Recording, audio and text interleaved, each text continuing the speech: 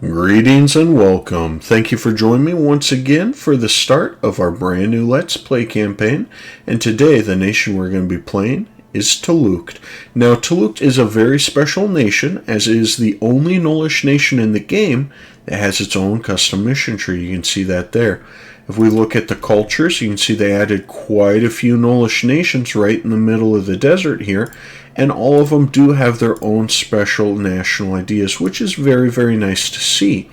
However, Tluukt is the only nation, Nullish nation that is, at the start of the game in 1444 with their own custom mission tree. So let's go ahead and get into the game, and we're going to cover the initial events that happened for Tluukt, the initial game plan going forward, and what we're going to be looking for our initial expansion, because depending on how the war goes between Zaka and Jadari will change how we expand eastward, depending on the big alliance blocks that we're going to be facing between all of these elves here in Elisna, Aurelium, Varamhar, and Sariand. Depending on who rivals who allies who, our initial moves are going to be similar and yet very crucially different. And there's also some very, very fun, flavorful events for Tluukt, as long as your starting ruler, the Pact Mistress Tluukt herself, Cleaver of Realms, as long as she's alive. So let's go ahead and get into the game, and I'll see you back here in 2 seconds where we're going to start covering all of those initial things. Alrighty, so when we first load into the game, we are going to be prompted here with the rule of Tluukt. And this little blurb just talks about how Tluukt went ahead and united all the various gnolls of the Shadsur area. Let's go ahead and move that. The Shadsur area here in the mountains, and now rules them and is attempting to go ahead and establish a Nullish kingdom as the official rulers once again over Bulwar, since the Gnolls during the Age of Darkness and Monsters used to rule all of this territory with an iron fist. So this event, the rule of Tluukt, is going to begin the glorious rule of our pact until the death of Tluukt, Cleaver of Realms. We're going to get 20% morale, plus 2 attrition for enemies, 25 fort defense, and plus 20% monthly reform progress modifier. Very, very wonderful modifiers, and they're going to help us out greatly because we are a monstrous nation, and we are going to start the game at Tech 2, while all of our neighbors are going to be at Tech 3 with feudalism, which is something that we don't actually have. You can see that there. We are slowly gaining it, but we don't even have feudalism yet. The second part is going to give us a separate modifier until end of game, the Pax of the Shadsur, granting us plus 2 diplomatic relations, which is wonderful because that's going to cancel out our -2 diplomatic relations for being a monstrous nation, so that's very, very nice, as well as -33% governing capacity. Let's go ahead and click on that there. And you can see we are up to 4 relations. We do start the game allied to Zaka. Very nice. And before we get going into the mission tree and everything else, let's just kind of cover what are our initial, what is our nation, and how's it going to operate. Taking a quick look at the nation, you see the modifiers. We do have that rule of Tluukt. We've got the Pax of the Shadsur. We are a monstrous nation, so we do get a little bit of a negative, but we also get a massive bonus of -50% unjustified demands. Very, very good. We'll be able to demand a lot of territory without it costing nearly anything for diplomatic power because of that buff right there. We'll also have Nullish administration, which I think is one of the best administrations in the game. Much better overall. Well, I won't say it's better than human administration. I think it's definitely on par, but that's because I personally value that 2.5 all-cost reduction that the human administration provides. Very, very strong in its own right. However, if we take a look at the Nullish administration, you can see for a small trade-off of national tax and stability cost, because everything else that's a negative is pretty irrelevant, you do get national unrest modifier, production efficiency, attrition for enemies, yearly legitimacy, unjustified demands, another 20%. So we're going to start the game actually between these two modifiers, 70% reduced unjustified demands. Very, very strong. We can raid coasts once we have a coastline. We get additional merchant trade power, and we get liberty to desire reduction for our vassals. So very, very strong Nullish administration. Since the rework on the BitBucket, I'd say this is definitely one of the best ones in the game, in my opinion. Speaking of our country modifiers there, you can see we're a Nullish military. And again, for a small trade-off of fort defense, ship durability, and 10% fire damage received, we get massive amounts of manpower recovery, maintenance cost, attrition, loot speed, move speed, shock damage, damage received, and morale damage for the low cost of 10% fire damage and a couple of things that no one realizes is part of the game anyways. Sign me up. One of the best militaries in the game, hands down. Especially since we get to couple it with the fact that we're Gnolls and we have our own Gnoll pack. You can see we are a tribal government, and we do have our own special Gnoll pack government reform. And what does that provide us? Well, a heck of a lot.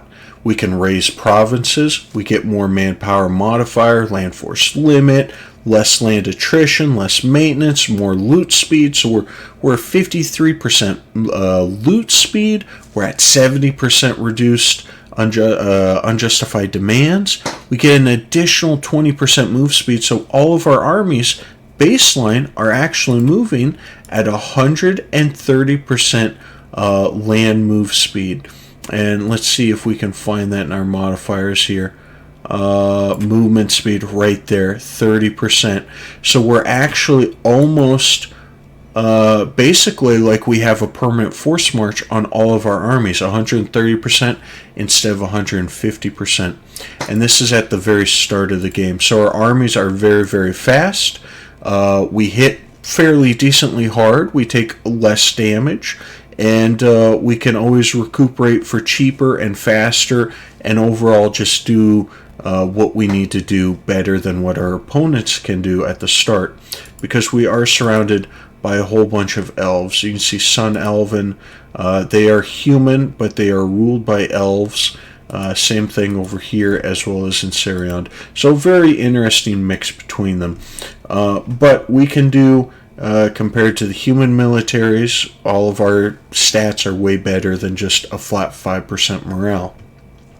Speaking of stat modifiers, we see our ruler. Where is she? There she is. She's always going to be 53, 414, with intricate webweaver, cruel, and a powerful mage. And this is very, very good because we're going to need to use her as a war wizard to do some very crucial conquering right at the start of the gate, because she is 53 years old and she could die at any time. She's also always going to be, if we open this up, a legendary evocation mage. This is wonderful. This gives us access, if we look here, not only to the siege spells, which are very, very strong, but also War Magic 3. Absolutely phenomenal. So we can call down a meteor strike, an earthquake, a fireball. All of these are very, very good whenever we want to take a fort faster at the start of the game. But that 30% shock damage, 10% morale, and a little bit less fire damage received, which is not as important in the early game as the other modifiers, but it's still very, very helpful. Okay, so in addition to all of that, we also have the religion of the Jehazub cult. And the Jehazub cult is very, very strong. It gives us more money that we can rip out of our enemy's territory. It gives us a flat 10% morale. And if you've noticed, we're going to start the game even though we're only military technology 2, because we are a monstrous nation and we're surrounded by everyone else who's Miltech 3. Even though that's the case, we're going to start the game with quite a bit of morale of armies because of our religion, the rule of Tluukt, and once we cast our war magic for the additional morale there, we're actually going to have more morale than everyone else around us, even though we don't have that 0.5 bonus from being military tech 3. So very, very strong. What else do we get from our demonic power? Well, you can see at 100 demonic power, we're going to get way, way, way more mana, 50% when we raise all of the territories that we get from war. Very, very strong. 10% discipline, absolutely massive. It is going to be a little bit more technology cost, but you're typically not going to be worrying about teching up during war, and that's typically when you want your demonic power to be, at its most, as you're supercharging your Nullish warriors to go into battle. We're going to get regiment cost reduction, local manpower modifiers, and we're going to lose demonic power very, very rapidly the more that we have. So typically your game plan is going to be, you're going to save up a bunch of slaves. That way you can execute sacrifices and go ahead and burn a pyre and get a bunch of demonic power. But you're going to save up a bunch of slaves and then do that either in the middle of war or right before you go to war. So that way you get all those bonuses there for the duration that you are currently fighting. So very, very strong. But in addition, just like Orthodoxy, which uses the same sliding scale as Orthodoxy in the base game, except it naturally decays, you can also use some of your built-up power to select one of these invocations, and they are all very, very good.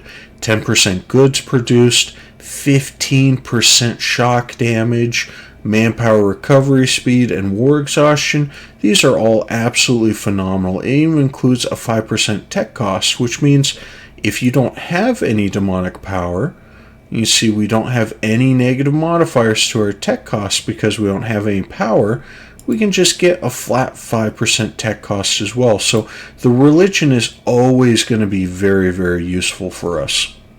And the only downside is really you don't get to be a defender of the faith. So unfortunate there. That would be kind of cool because the whole Nullish mythos of getting the next Jahab that rules the world and whatnot, that would be kind of neat to be able to claim that mantle, but it is what it is. Maybe it'll be added later. We'll see. As far as our estates, we're going to go ahead and give out some privileges. We're going to go ahead and give out the governing capacity. We're going to go ahead and give out the share of the spoils, greater autonomy, go down to the larger tribal host. We will go ahead and take the weak serve the strong. This is a very, very good modifier. 40% goods produced, but the tolerance of heathens will be decreased. That is A-OK because that 40% offsets that negative 30% from the tolerance of heathens debuff. We're also going to take neighbor raid, and we're not going to take organized sacrifices quite yet because that 10% dev cost modifier. It would be very nice to get this, but we do have to develop up our gold mine. You can see we do start with a gold mine, and we don't want to be paying that extra 10%. So we're going to hold off on that for now. What else are we going to do? We're going to go ahead and sell our titles. We're going to go ahead and summon the diet. And of course, we're only going to get one little mission there, so we're going to go ahead and do that. Military advisor hired. It should be pretty dang easy. Let's do land maintenance, save a little bit of money, and then we're going to go over and we're going to go ahead and recruit the monstrous rabble. And you can see that'll put us right at our max. Very, very nice. We'll go ahead and hire them right here. Meanwhile, we'll move these guys up over this way, and we're going to go into our national decisions, and we're going to go ahead and make Tluukt a war wizard. Look at those pips. Absolutely phenomenal. We are going to just absolutely destroy in the first couple of wars. So let's go ahead and do that. And we are not going to seize land yet because we do want to finish the Ryle of the Pack. You can see army force limit 75%, easy peasy. and that's going to give the Harpies, the event, the null pack rising.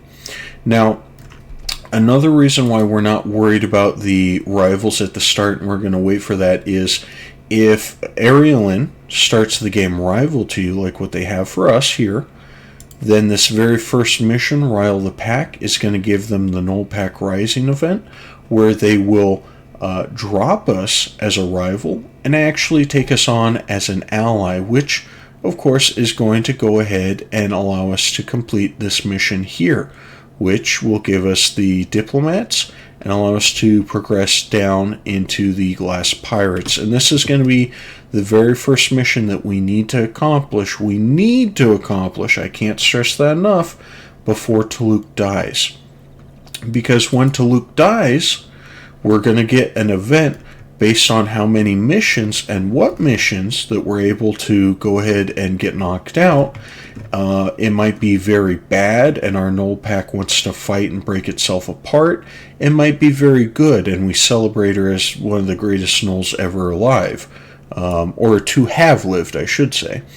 But that's going to require us to go through the lessons of the L4. It's going to require us to go through the Glass Pirates, the Golden Spears, Thronebreaker, and the very, very best result is going to be if we're able to somehow finish a New Age for Monsters before Tluukt dies, which is going to be very, very hard because we need all of this government reform progress, 225 of that, as well as all of these other missions to be knocked out and accomplished as well. So we have quite the task ahead of us, and we're just going to go ahead and move all of our guys into position, and we're going to see if we can't get some of those missions knocked out. And yeah, let's just go ahead and get into the gameplay. So we just clicked over the first month, and we did get the Monstrous Rabble spawned out. You can see that there. And that's going to let us go ahead and finish off the first mission, Rile the Pack. And I would like to boost before we finish it. However, I don't quite have enough admin, and we don't want to wait for that. We want to get to war as quick as we can. So we're going to go ahead and do this. Very nice. That one stability is going to help us a lot. And we're going to go ahead and we're going to set Dev Edict. And we are going to, as soon as we can, we're going to start developing up the gold province there. And to help that along, we're going to shift over to focusing on our Diplo, because that's going to be the one that we're really lacking behind with the 414 ruler. In addition, what we can do is we can go and we can initiate local cults. And you can see the modifiers there, giving more attrition, local regiment cost, movement speed. So again, you remember we have that 30% move speed permanently. Well, in initiated local cults, it gives us another 20%. And that means that we do actually have force march in our own territories permanently. So we're going to be able to outmaneuver anyone that we're at war with and pick some very, very good fights in our favor. But that's also going to give us, you can see that 5% demonic power. So let's go ahead and do that in this province and in this province here. And we'll go over to our religion. And you see we do have 10 demonic power now, which means that we can activate an invocation. And we do have some very good options here for our initial war. We're not interested in the spy network or tech cost. We're not interested in the trade efficiency. We could be interested in the goods produced just because of the raw amount of money that it provides. But really, our decision here is going to be, do we want the manpower recovery, which we have a pretty decent amount already, or do we want that 15% shock damage and a little bit faster morale speed recovery?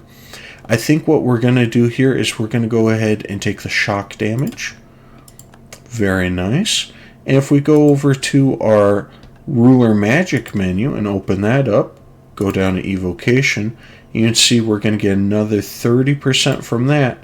And so if we look over our national modifiers for shock damage, between that and our military type, you can see that's going to just be pumping shock damage through the roof. We're already at 25 and we haven't even cast that spell yet. So that's going to be the plan. Meanwhile, we were able to get that first mission done, which means we're going to go ahead and seize land, go back up to 10%. Very nice. And now that the month is ticked over, we're going to be looking at our enemies here and see who exactly they rivaled and who they allied. So this seems pretty typical here. Elisna allied with those two. Aurelium has two very small nations as their ally. Very, very good. Verumhar and Aurelium under here, and they're a tributary, so that means that until Zaka dies, we can't actually attack them. And Seriand doesn't have a single ally. Very, very good for us, actually. So let's go ahead and set our rivals. I think we'll set to Elisna. We'll set to Harklam. And we are going to set to Verumhar. We're allied to Zaka, and we're about to get Aurelian as an ally, so we don't want to do anything with them. We do want to go over to Drolican, though, and let's go ahead and improve relations with Drolican. We do need to get them up to, if we take a look at the Glass Pirates, they need to be at least -50, and we need to have a spy network in Elisna of at least 40. Before we do that, though, we might want to go to war with one of these other guys, and I think Aurelium might be the target. You can see if we declare war, they do have quite a few more guys than us, but between all the modifiers, we should be able to take them on very, very quickly. Let's look here. Maintained fort. Yeah, we'll take a quick look here. We'll see if there's someone that maybe we can easily attack into. And if we can within the first couple of months here, we're going to go ahead and do so. Alright, taking a quick look at the alliance blocks here. We could, of course, go to war with Seriand right away. They don't have any allies. And anyone that they would ally is actually either rival to them or allied to one of their rivals. So I think what we're gonna do here is we are going to just wait a few months. We're gonna go ahead and build up our spy network in Elisna, and we're gonna try to get the Glass Pirates knocked out right away, because it is a little bit difficult for that opinion modifier of at least 50. We do have to build that up over time, but more importantly is that second part, that spy network of at least 40. So that's going to be very, very time consuming. So let's go ahead and build that up, and for right now we'll just go ahead and decrease our army maintenance, pull our army back, turn off the forts, and we're just going to hang out and chill for a couple years, and maybe we'll see what happens with Zaka and Jadari. Alternatively, we could go to war with Seriand right now, but I think we'll be okay to hold off on it. And if Jadari wins against Zaka, then Seriand and Jadari are probably going to be going to war right away over the territories right here. So let's go ahead and wait and see if that happens, and if it does, we can come in from behind and take them out while they are busy fighting off Jadari. Alright, Zaka's war just kicked off right there. They've declared war on Jadari. So we should be seeing Zaka Devourer's sons here. They're going to have a battle, and whichever one wins, we should see Jadari or Zaka go ahead and fully annex the other. Wow, wow, wow. Zaka just won that battle against Jadar, and you can see they did get all of that territory there. Absolutely massive, and that was on the mountain capital province. Jadar still lost the fight. So that does mean that we are allowed to do the Eclipse in the East now, the branching mission. Let's go ahead and do that. See, our pack will reign supreme. We get that forced tributary on them, and we get those new missions. So here it is. So going down the left path, you can see we're allied, we're at peace, or they don't exist, and we're going to get permanent claims, and they owe us more favors. You can see in a war against Seriand, where we're the attacker or they're the attacker, so on and so forth. We're going to get those bonuses. Friends forever, oh my goodness, I absolutely love you. There it is, permanent claims. And Zaka will now begin to trust us which will make betraying him all the easier. We gain advantage in any future conflict with Zaka. Very, very nice. Meanwhile, we'll go ahead and we'll go down. We build a spy network in Zaka against them. You can see we get some very bad negatives onto Zaka. And we just kind of support all of their vassals and everything else. And eventually we end up where we challenge Zaka in a fight. And there it is. Bada boom, bada bing. So, this is going to be a very fun playthrough as we go forward in the East. We're going to need to first build up our trust with them, and that starts with their opinions. So I think as soon as we get that initial, what do you call it, spy network in Alizna done, we're going to go ahead and start improving relations with Zaka, and see we're almost up to the 150 that we need. And we'll be able to get the permanent claims on those Zanbar and Grumar. Very, very nice. Okay, Zaka just pieced out. You can see they took that massive chunk of territory there, which means that we can finally do the strengthening of the pack now that they're out of the war. So they're going to give us some more favors. Very nice. Let's take a look. How many do we actually have? 14. Very good. That means that we will be able to call them into this war. Let's go ahead and let that roll over. There we go. So we should be able to call them in. Why would we destabilize? Why is that? They have a truce with Seriand. Alright, so we got to wait a couple more years, and we'll be able to call them into the war there. Meanwhile, we do have the Glass Pirates able to be done, and we're going to get a permanent claim on the Sur Mountains right here. Now, the downside to this is we're going to be, when we do the Black Flag coup, it is going to be an independence war declared against Alizna. And Alizna is right now allied with quite a few nations, including Seriand. So I think what we're going to do is we'll let our spy network keep building up. We'll keep improving relations.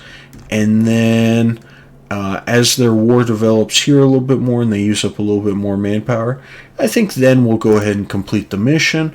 And they'll fire that off. Drolakand will be our vassal, tributary, and we'll go ahead and help them fight Alizna, and we're going to take all of this territory for ourselves and give this territory here to our new tributary of Drolakand. So we're just going to fast forward a couple of years and then go ahead and do that.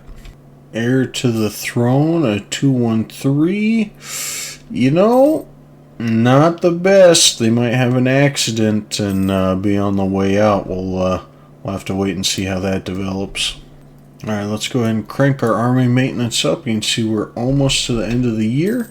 And that is when, if we look over here, Zaka's going to be over with their truce with Seriand. So I do want to go ahead and declare war on Seriand. Ooh, what is this? Magic knows best.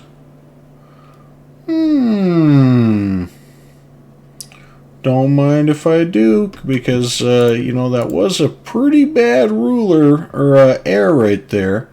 So maybe we'll get some better stats, and more importantly, powerful mage. A 443 that's looking much, much better. I like that. Alright, we've got all of our truces ended there. We're going to go ahead and return our diplomat from our vassal there, our tributary. And we take a look. Seriand is still only allied with Alizna. They've got a vassal in a march, not too shabby. Let's go ahead and declare for our claims that we have, or we could just do monstrous conquest. I like that a little bit more. You see that there's no actual reason why I do a conquest instead, since we can get all that anyways. Alizna's not going to be called in. Ooh, that is very good for us. Let me see, diplomatic reputation and army strength. Maybe we'll be able to con them in. Let's see, they owe us, so in a couple of months they'll give us 20. We'll do trade in favors down here. We're going to ask them to prepare for war. Okay, a couple months have gone by. You can see we're back up to 10 favors. Very nice. Going over to Zanbar, we can declare war, monstrous conquest. We'll go ahead and call Zaka in. And this is going to, we don't need to, but we do need to just for this mission here, the Gnolls United. You can see if we didn't need to call them in and have them as attacker while we're the war leader, then we wouldn't bother. But let's go ahead and do that. Declare war, monstrous conquest, call in Zaka. Alizna's not going to join. Very nice. There it is. You see they only have level 1 fort, level 3 fort that's mothballed. Let's go ahead and take that out really quick. And let's make the consort. Nope. We'll try for 1 general. No siege pips. Unfortunate.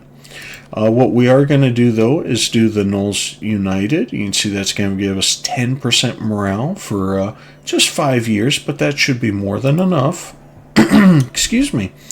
And then we're also going to go in and we're going to go ahead and open up the Ruler Magic menu. And we're going to go to Evocation. We're going to do some War Magic. So if we take a quick look at our nation here, we're up to over 3 morale. And if we look down at our shock damage, we should be 55.1%. Absolutely fantastic. We're just going to go ahead and destroy whatever armies that they have here. And I think for the peace deal, we do want to take these territories. We want to try to get Azkabar as a vassal if we can. But we also want to take all the way over to Seriand here if possible, because we will need this territory for our mission in the future. Until then, let's go ahead and we'll push forward, and we'll see if we can't get through this war pretty easy. You see they're moving on to our fort over here, and that's actually okay. We've got negative 42%. It's got 51 defensiveness, and that's without even putting on the edict, which we could do, but let's go ahead and do it actually. Why not? Defensive edict, so we're up to 84%. And you can see there, they've got the initiated cults. It's arid administration, the rule of Tluukt. So they're actually getting the full 5% attrition just for standing there. And they don't have a lot of manpower in the backup. So we should see their armies, especially since they're stacking this other 9k stack on top, we should start seeing their armies absolutely melt. And Zaka is also a war wizard, and he took that fight on our mountain. Very, very favorable for him. You see, he also has more morale, and it's going to be a very easy fight for him. There it is. Okay, so very easy war, and unfortunately, you can see that Sokka's vassals got in here, and they took just the right territories to stop us from taking any of these territories at all, which is very unfortunate. So for a peace deal, it looks like we're going to be taking those, and then I don't think that we're even going to be taking Azkabar. We probably could, however, we do want Drolakan to have a high enough opinion of us that we can still complete the Glass Pirates right away, which we'll be able to do as soon as we're at peace here. If we were to declare, their allies would come in. Yeah, so I think what we're going to do in order to avoid... Well, I guess we could send them a gift. So let's go ahead. We'll take Azkabar as well. That's okay. We're going to take a bunch of money. We're going to go ahead and pillage. Sort by war score, and we're also going to seize sacrifices. Very, very good. Some war reps, and you know what? This is actually looking like a pretty dang good deal. We don't want them to revoke cores. We want to cause trouble for Zaka wherever we can, and I don't think that there's anything else though that we actually need to take from them. We're not going to be taking any other territory because we can't actually core it. So let's go ahead and peace out with them. Going to be a little bit of aggressive expansion, but we should be okay. Very nice. And we should be able to finish 2 missions. Friends forever. See, they're going to gain more trust towards us. We're going to gain trust towards them. And we're going to get another permanent claim over the Zergrum area. Very nice. What you can see is this area right here.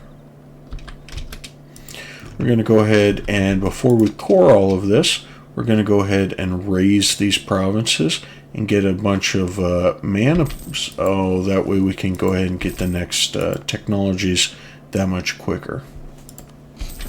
Easy raising those territories here, and as soon as the month ticks over, we're actually going to go ahead and release Azkabar as a vassal here, so that way we don't have to core this last territory, and we'll be able to utilize them for one of our missions here. We scroll down. It is the Prisoners of Azkabar. You can see that we'll be able to complete that, either if they don't exist or they're our subject, and they're going to get a core there. They're going to change religion, and they're going to get a mage tower, makes them our vassal. Very, very nice, and we get a all power cost reduced by 50% advisor. So very, very nice. And we're just going to go ahead and get a nice jump start right now. This is also going to give us another level 3 fort to fight off our opponents in, because they're going to have to be attacking into it. And so that's going to be a very nice area that we can take good fights for us. So let's move our guys over. We're going to go ahead and finish the Glass Pirates and just as soon as we release Azkabar. And let's go ahead and take on Alisna really quick. Month ticked over. Let's go ahead and release Azkabar. Very nice.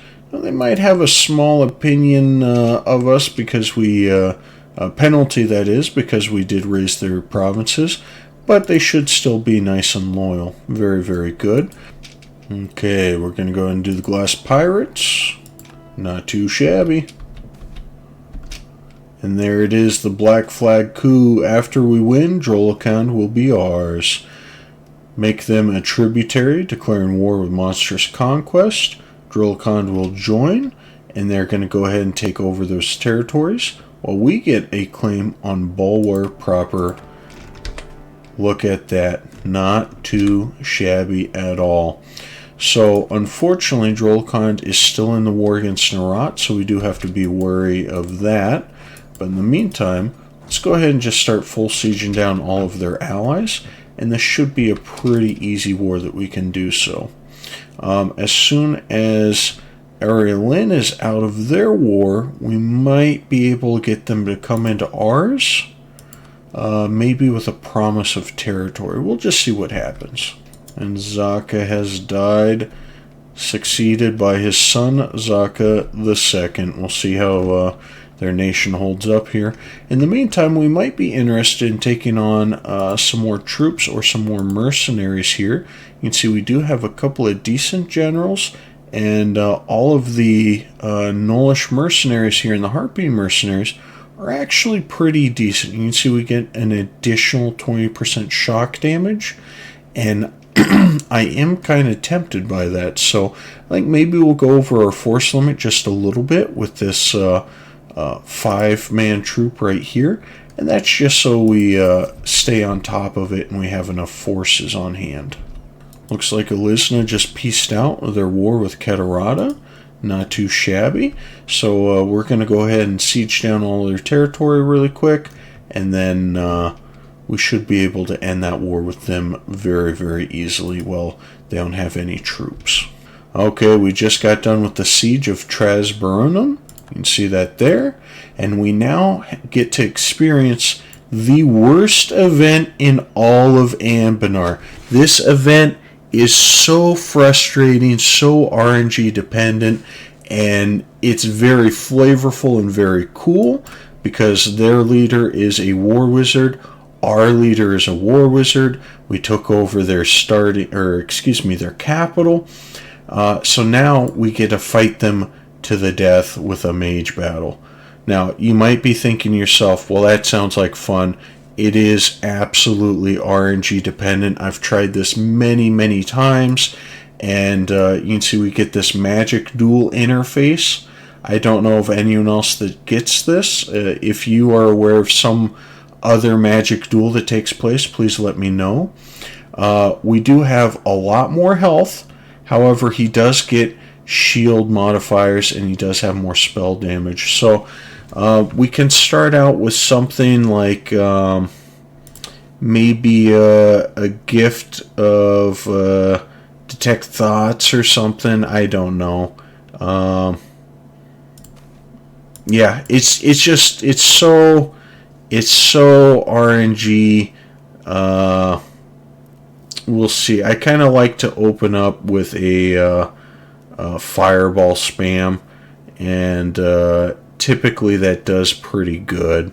So let's go ahead. We'll see what happens. We could hit him with that ice storm for that 6% enemy evasion. They do start with 15, and that is 50 direct damage. Let's hit him with it. Direct hit. Oh, but look at that. He cast shield. Spam those fireballs. We got hit for 12. We got hit for 18. We got hit for 72. And our spell damage, or excuse me, evasion was reduced by 9%. That's a massive chunk that they just hit us for. Let's go ahead and we'll cast another ice storm.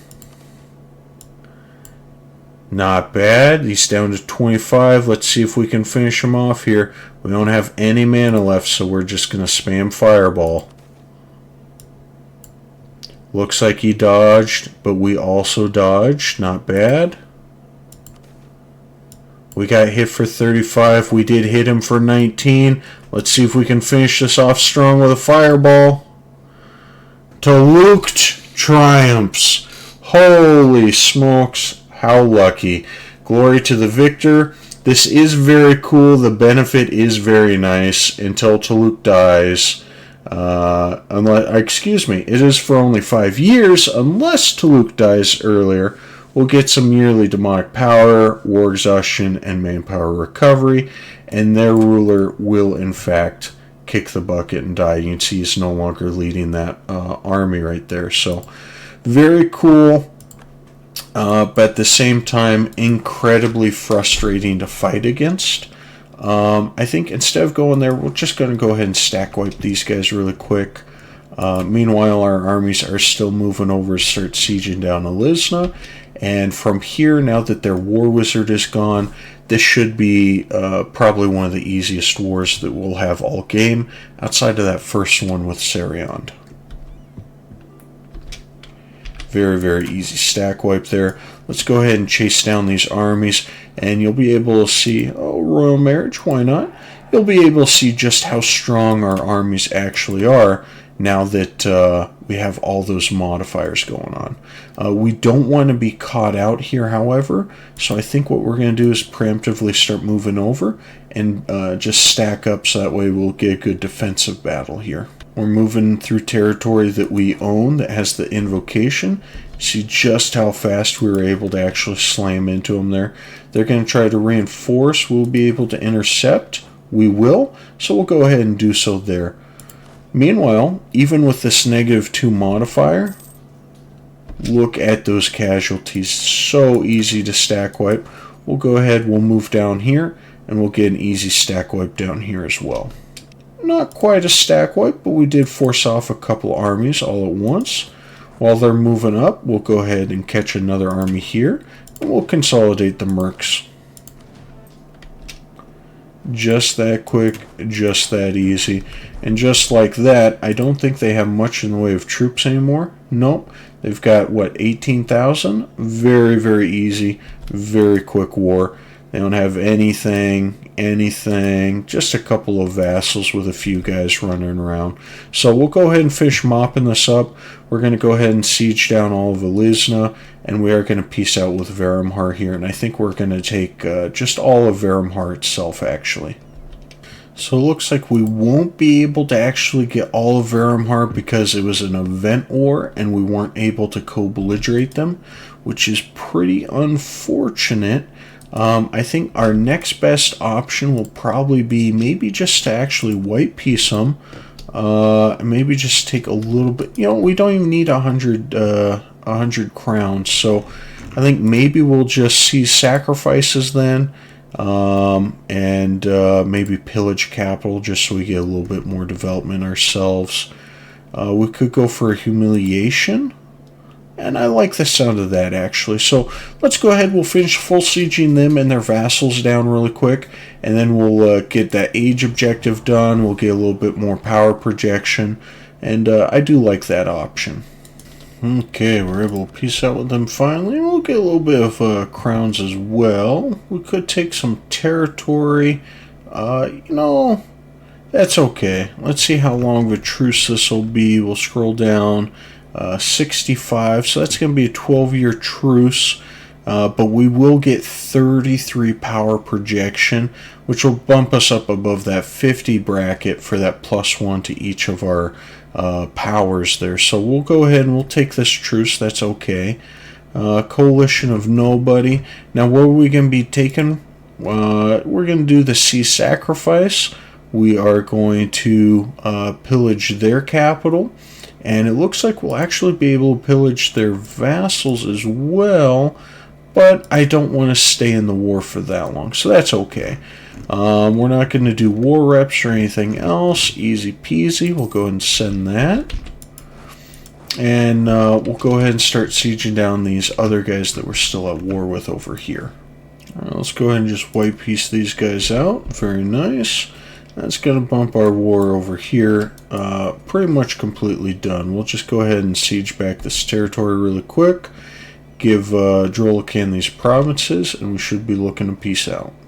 Doing at least this much territory will allow us to complete the next mission, gatekeeping here. You can see it'll force them out of Bulwar proper, and that's going to give us more permanent claims over this area here, which is why I didn't want to take just a couple earlier. We'll be able to just come in one war and full annex all of them and get their vassals as well, so that'll be very easy. Meanwhile, they don't exist. All that owns by us. It's all going to be raised. Easy peasy. Boom, boom, boom. We will need to take, let's see here. Here it is, Harklem. We're going to have to go to war with them in order to do the Golden Spears. So we're going to start working on that. And in the meantime, we need to embrace feudalism. And once we do, you can see we'll finally be able to do lessons of the Elf War. And that's going to give us a very nice modifier until end of game. So that's our goal right now, is we're going to finish peacing out with them. Probably go to war with Harklem. And we need to embrace feudalism, which we might be able to do as soon as we get all of these territories. Alright, so I think this is going to be the peace deal. We're going to go ahead and take a full 100 war score. We're going to take all of the territory of theirs out of Bulwar. We're going to force them to return the cores here. Now, for some reason, Drolican is now saying that they don't want this territory. We gave control of it back to them, but that's, I don't know why, because it's actually their cores. You can see that there with the green stripes and hovering over it. So I don't know why they don't want their own cores back, but that's going to force us to go ahead and manually return the cores there, which means we're going to get a little bit less land in the peace deal, but that's okay. We are going to do this very ugly strip all along the coast up here to get onto the island, and this is a very, very valuable province, and we want to be able to cross over with our next war with Elisna, or potentially, you see they are at war with Eberthil over that land right there as well. Eberthil might take it, and if they do, we want to be able to have our troops stationed to go ahead and launch the attack. And this is also going to give us a lot of territory that is, if we look here, definitely the wrong religion and definitely the wrong culture from us. So that's going to be very, very handy indeed, because we went ahead and took the weak serve the strong, and that's going to give us a lot of goods produced here. So let's go ahead and peace out. There we go, not too shabby. And before we just core all of this up, we're going to go in and we're going to go ahead and raise this, and this is going to reduce our overall feudalism development, but that's okay. Very, very nice and very, very cheap. So let's go ahead and we'll core all that up. And I think we should be getting pretty dang close. There it is. We can almost adopt feudalism. And this is actually going to help the spread as well in our territories. So very, very nice. Once we do that, we'll go ahead and we'll start teching up now that we have enough mana saved up to do so all in one go. Now that we have successfully kicked Alisna out of Bulwar here, since we took all of the territories here and gave those territories back to Drollakand, we now have the event Tluukt Elfbane.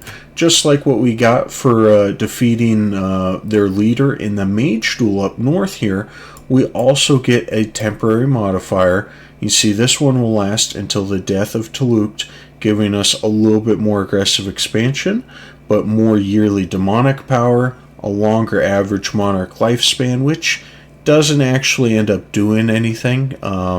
The modifiers for I could get into that later, but average monarch lifespan doesn't do much due to the way how EU4 is actually coded. But it'll also reduce the province war cost. So very, very nice, very flavorful. You can go ahead and read that. But basically, Tluukt is now Tluukt Elfbane. Very nice. The last one that we definitely need to accomplish before Tluukt dies is going to be going to war with Aurelium and sieging their capital and going ahead and taking that for ourselves. That'll give us another modifier until the death of Tluukt, and it'll also kill off their leader, their elf king there as well. So something that we're going to do here, you can see that all of these provinces have that slave estate modifier. However, if we look at the religion, because it is the wrong religion, and we've got, if we take a look here, tolerance of heathens, negative 3.1, you can see that goods produced modifier and the tax modifier.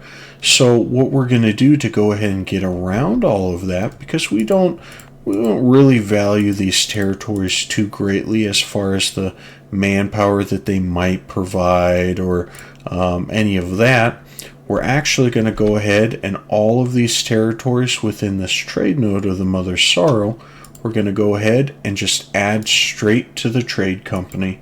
And that's going to do something very, very good for us, which is it no longer has the heathen modifier. You can see it's not even cored up, and we're starting to get a little production even with the devastation and all that.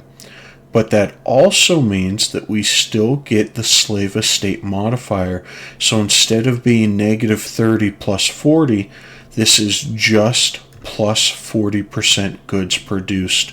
So trade companies as a null and being able to establish these slave estates is very, very strong.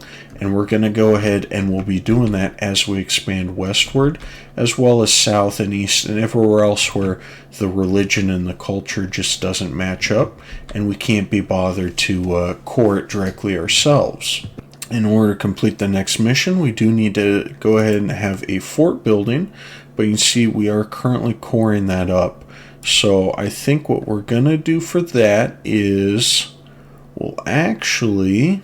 I think what we're going to do is we're going to cancel the core. See, that's going to take 3 years. And instead, we're just going to directly build a fort right there. This is going to take 29 months, which is about 2.5 years. But as soon as that's done, and we can deal with the unrest and not being cored and all that, that's fine. Because I'd much rather have that done as soon as possible so we can continue down the mission tree. So as soon as that's done, we'll be able to complete gatekeeping, giving these claims over this area here. And once we do that, we'll be able to do the realm cleaver as well. So we'll be able to knock these out very, very quickly. Let's see, the next thing for the first port, we're going to need base production of 6 and at least 12 development. If we take a look here, we are only 3 development, and we don't have anything built up at all, actually. So as soon as we are able to state this, we'll go ahead and do so, and we'll start dumping some of our spare mana into this to build this up to 6 production and 12 overall. So I think next on the agenda, since we're just waiting to get some more feudalism here, is we're actually going to go to war with Aurelium, and once we siege down their capital there, that's going to finish off for the last elf event that I know of. They might have one more, but I think that's the last elf ruler event for killing off all of the sun elf rulers of these nations, these pretenders who usurped the Nullish rule here. So let's go ahead and declare war against Aurelium. We'll be able to call in our ally here, and our troops are just about the same, but they are a much, much higher quality, and our 13k should be able to very easily stack wipe the 8k, the 16k army stacks that they have running around. So let's go ahead and do that and start moving over. That's what I was afraid of. We can't cross through. We'll have to siege down this fort. In the meantime, let's pull our armies back over here, our mercs, and we'll start taking out their capital as well. We don't have any room for any more soldiers, but as soon as we do, I want to keep on top of that just so we have enough guys going forward. We do have enough to adopt feudalism, so let's go ahead and do so. And now that we've done that, you can see we can go ahead and take the Militech for only 500 instead of that 8 to 900, whatever that crazy number was. But more importantly, we can do the lessons of the Elf War. So let's go ahead and do that. And then let's see what we need. We need to be at peace. We need at least 6 subjects.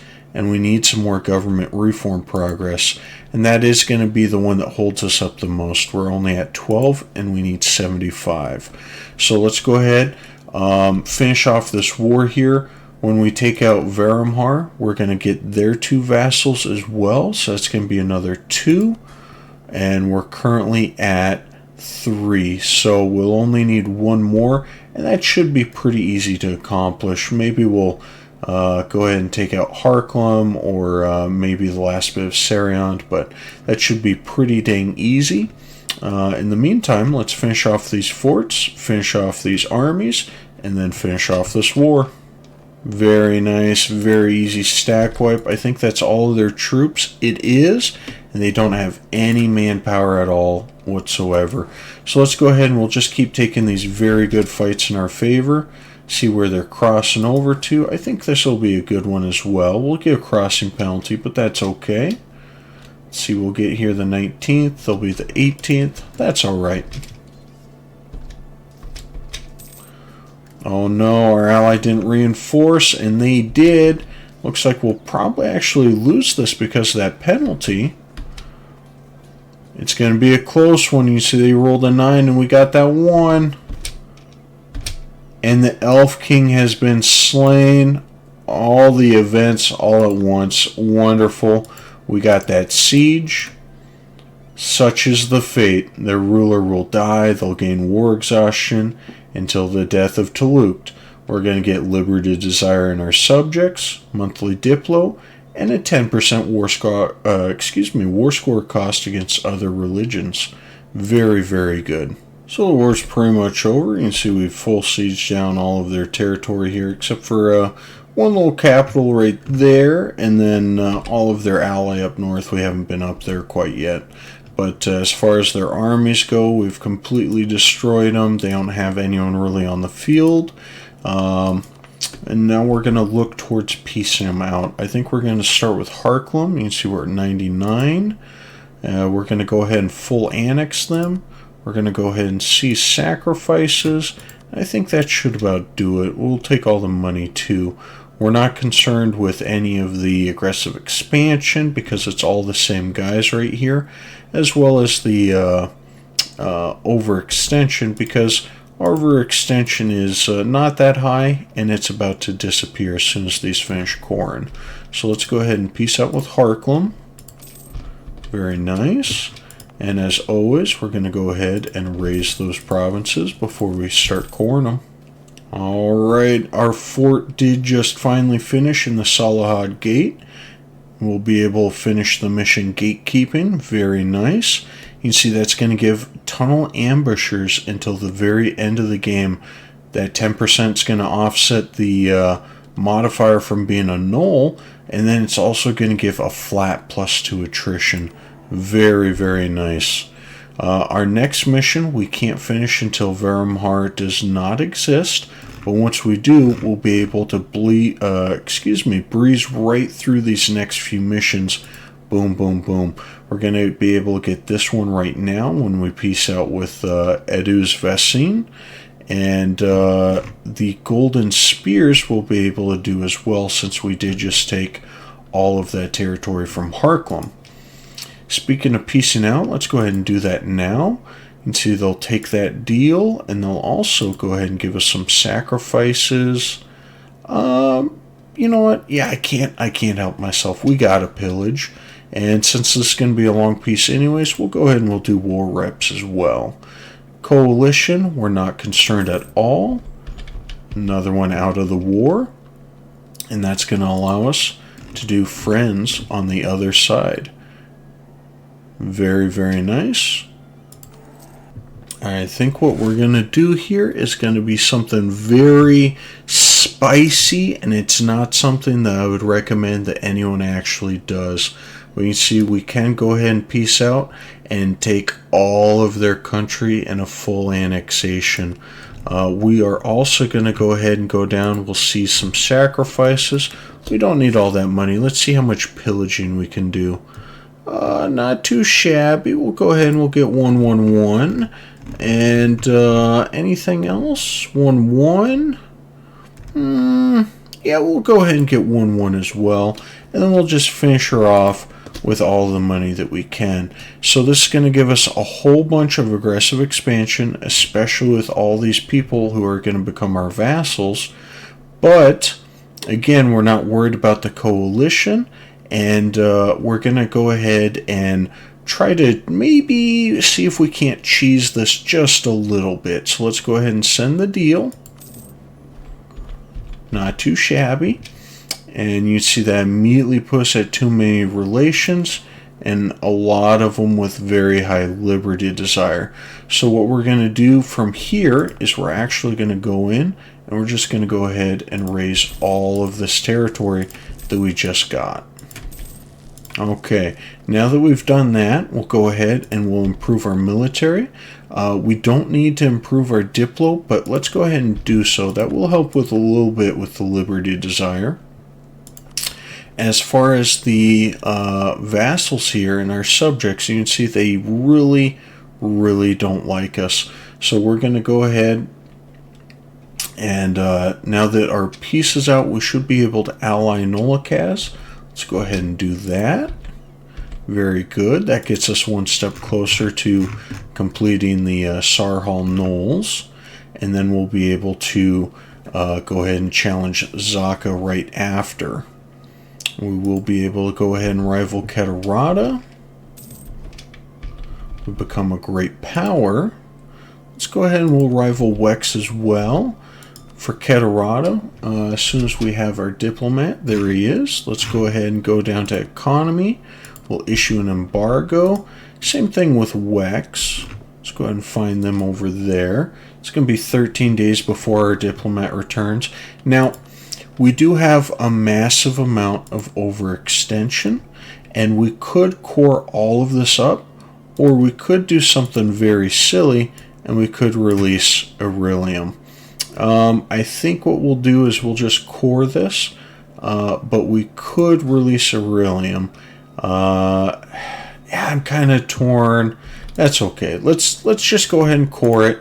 Once we do finish coring all this, this is going to be a lot stronger for us as well, which means it's less likely that our newfound vassal swarm here is going to be very rebellious against us. And that brings us down to 8 out of 4. So we are still slightly over the limit, but that's not too bad. Now, as far as improving the loyalty of these guys, most of them are little tiny nations. And I think what we're going to do is we are going to see if they have any debt. All right, that's not bad. Let's go ahead and do that. Immediately dropped it down to 53. See if these guys have any debt either. I'm not seeing any. 72. Okay. And let's go ahead and we'll just, we can placate. And so I think we'll do that for Anzabad, since that will drop them beneath 50. But if we do that for all of them, low prestige will actually make them a little bit more likely to be rebellious. So what we can do here is just start improving relations. We'll go ahead and do that with Brisson. Finally got up to 151 on our relations with Nolakaz, which allows us to complete the mission, Sarhal Knolls. Going to gain a little bit more trust towards us. We're going to get trust towards them, and they're going to lose quite a bit of distrust towards each other. Very nice. Also gives us a little bit of demonic power, which enables us, you can see that here, we have at least 10% demonic power, a lot of admin, military, diplo, but we'll be able to do Sarhal rituals, gaining flame touched until the death of Tluukt, giving us even more yearly demonic power. And then the green flame marks the flesh of Tluukt, proving her as a null beyond compare. So we're going to get any, any advantage. We're going to get advantage in any future conflicts with Zaka. So let's go ahead and do that as well. Very nice. And the last thing we need is all of the following. They must be at peace and has the opinion modifier scornfully insulted, or any core province not in this Bulwar super region, blah, blah, blah. So let's go ahead and we will scornfully insult since they are at peace. We'll get one of our diplomats back.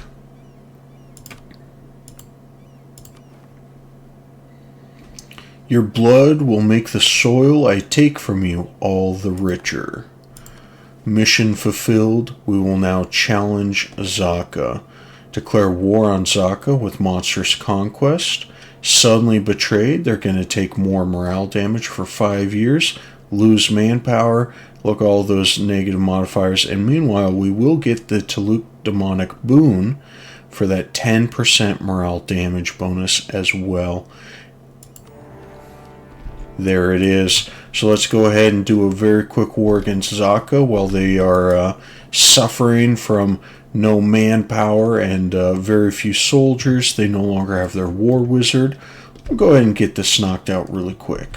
We also have room for quite a few more units here, 13k. So let's go ahead and hire up another army. I think we'll probably do... probably keep it on the cheaper side. We are losing a little bit of money. You can see that up there. Most of that's the new forts that we have. We could always, of course, develop our gold mine a little bit further as well. So I think maybe we'll do that as soon as we have enough diplomatic power.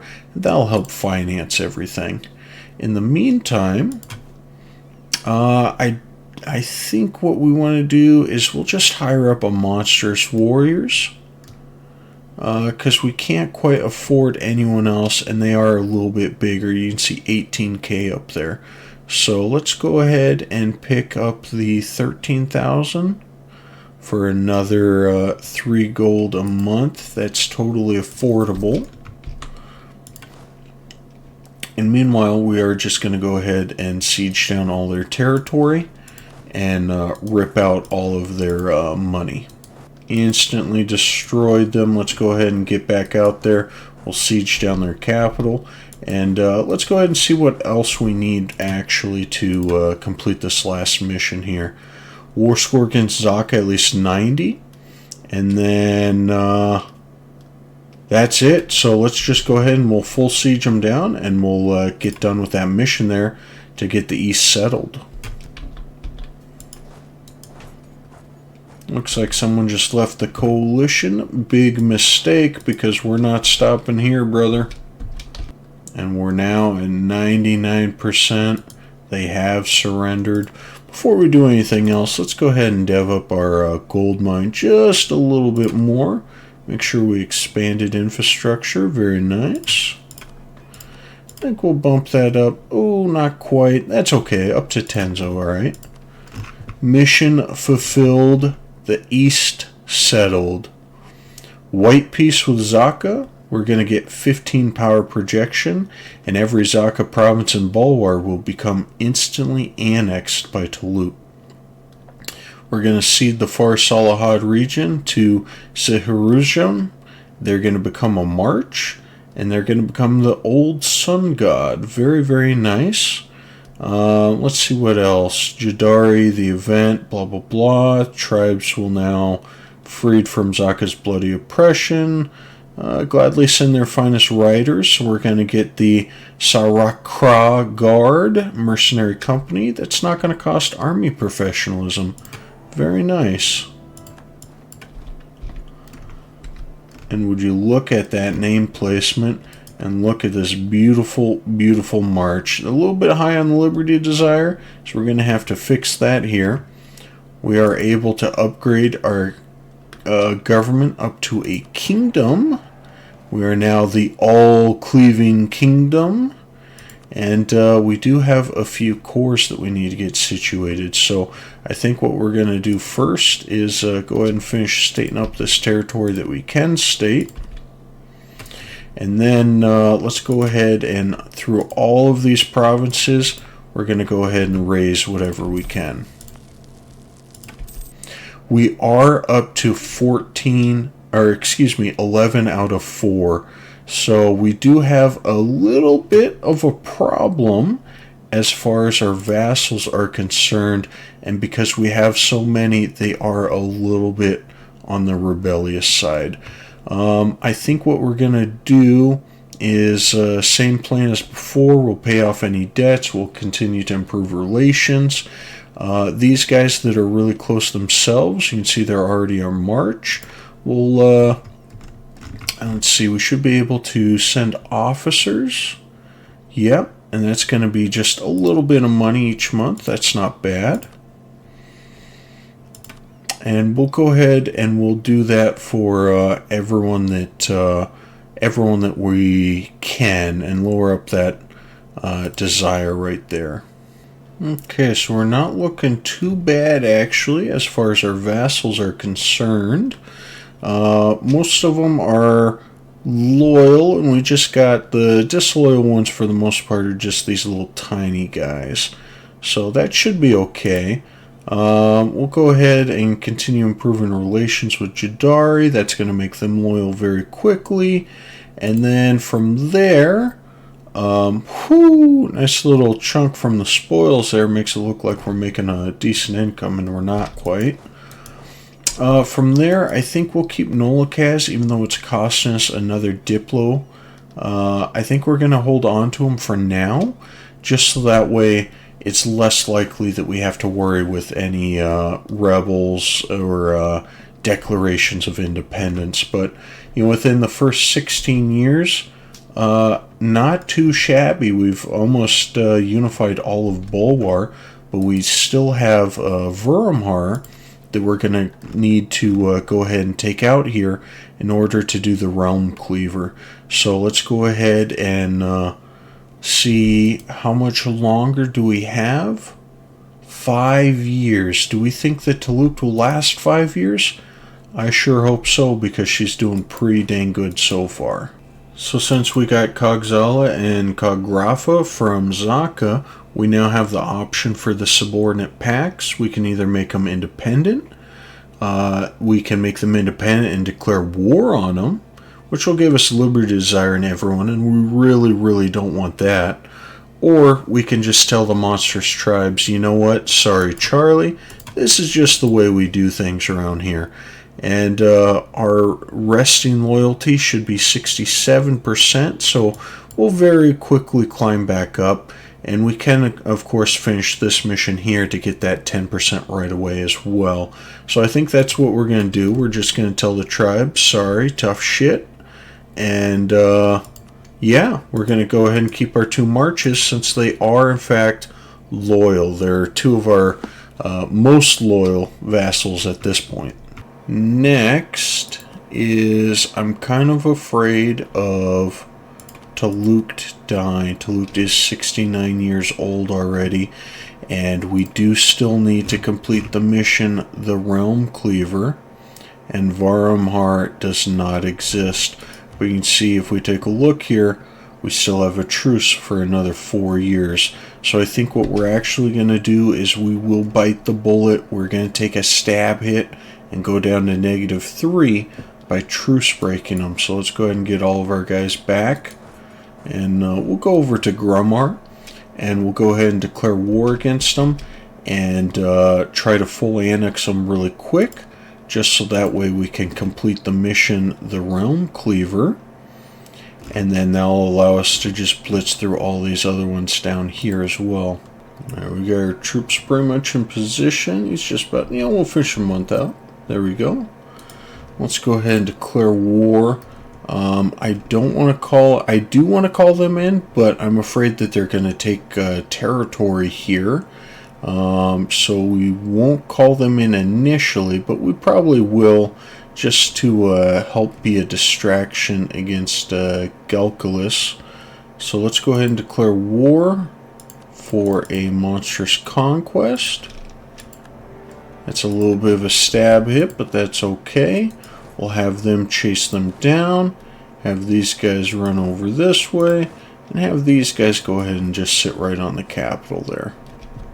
Not too shabby. Now, as soon as we do have enough admin there, we're going to go ahead and stab up, but you can see it's going to be just a minute. Okay, let's go ahead and peace out. And go ahead and full annex them. You can see that there. It's going to give us a little bit of overextension, but not too bad. And again, we don't really care about the aggressive expansion, since it's just us, our vassals, and a few people that we've got a peace treaty with. We're also going to go ahead and seize sacrifices. We'll go ahead and pillage capital, because why not? Nothing else that I think we can grab, nor that we're interested in. We're not going to take the territory directly there. And I kind of like that deal, so let's go ahead and send it. Another war over, very nice. And we are going to have to go ahead and raise the provinces. So let's go ahead and do that all across the board. Boom, boom, boom. Next mission complete. The Realm Cleaver. The sack of Trasbarunen. Let them think what they like. Until the death of Tluukt, we're going to go ahead and get another average monarch lifespan increase, which it might help us. Let's see what happens. And we're also going to get 20 years of 15% liberty desire reduction. Very, very nice. That will also let us complete the Golden Spears immediately. Let's go ahead and do that for those permanent claims, as well as Jahir's Legacy. Jahir's Legacy, we ambush some guys, we stab them up on spears like Vlad the Impaler, and let all the elves know that this is what really happens when you want to fight the gnolls. So that's going to give us, until the death of Tluukt, even more average monarch lifespan, and an even more province war score cost reduction for the low price of a little bit more aggressive expansion. But very cool. It's going to give Grukar Road of Martyrs for that 0.1 yearly demonic power until the end of the game. So not too shabby. And that will give us the claims here, which, it's just really Sarioned. And they are, let's see, till 64. So what, 2 more years before we can go ahead and take them out. And their guarantees there are kind of cute, but at the end of the day, irrelevant. Let's see. That should have given us one more vassal. Let's see where they're at. There we go. Kumarkand, and you'd see they are at 75%, and that's because we did just forcibly vassalize them by taking out their previous leader there, or their overlord. Where are we going to go from here? Well, in order to do the Thronebreaker, all provinces in the Sarioned area must be owned and then either raised or their Tluukt core with lower than 1 separation. And unfortunately, all of these have still plus 12 separatism. And we did raise them, but unfortunately the modifier is now gone. It is only 2 more years, 2 more years to the day actually, so I think what we can do is we could return these. Let's go ahead and restate this for now. We're not going to record up again. But what we will do is we will return these provinces to Seriand, and then we will go ahead and go to war with Seriand and take them back in that war. Oh, and we can do honey and vinegar now. Let's go ahead and do that really quick. A dark bargain. So I think we'll just go ahead and take them on as a vassal, because why not? That's not going to change anything for those that are loyal right now. And yeah, that's okay. There you go, giving them a nice little chunk of land there.